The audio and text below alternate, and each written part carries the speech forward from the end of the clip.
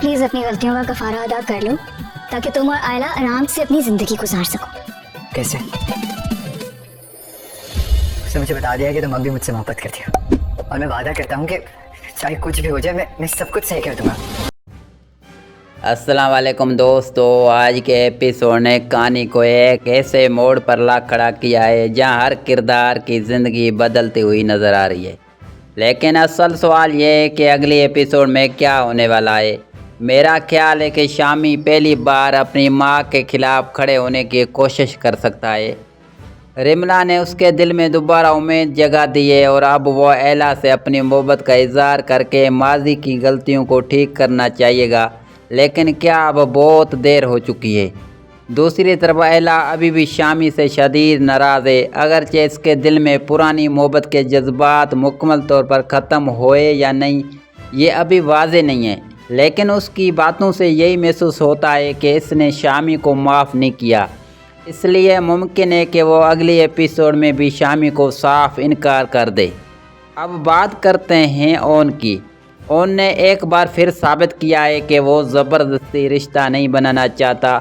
इसने एला को वो वक्त देने की बात की है जो उसके किरदार का मुस्बत पहलू दिखाती है। मेरा अंदाज़ा है कि आने वाले एपिसोड्स में ओन अपने रवैये से एला का इत्मीनान जीतने की कोशिश करेगा। उधर रिसेप्शन की तकरीब भी एक बड़ा मोड़ साबित हो सकती है। अगर ये तकरीब हुई तो इम्कान है कि ख़ानदान के राज, पुराने इख्तलाफात और शामी और एला के माजी की बातें सबके सामने आ जाएंगे, जिससे एक बड़ा हंगामा खड़ा हो सकता है। रिमला भी खामोश बैठने वाली नहीं लगती। ऐसा महसूस होता है कि शामी और एला को दोबारा करीब लाने की कोशिश जारी रखेगी, लेकिन इसकी ये कोशिश कामयाब होगी या उल्टा सब कुछ मज़ीद ख़राब कर देगी, ये देखना दिलचस्प होगा। दूसरी तरफ जोया और उसकी वालदा के दरमियान भी इख्तलाफ बढ़ता जा रहा है।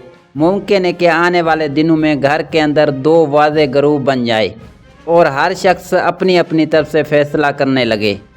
मेरे ख्याल में अगला एपिसोड जज्बात, टकराव और बड़े फैसलों से भरपूर होगा।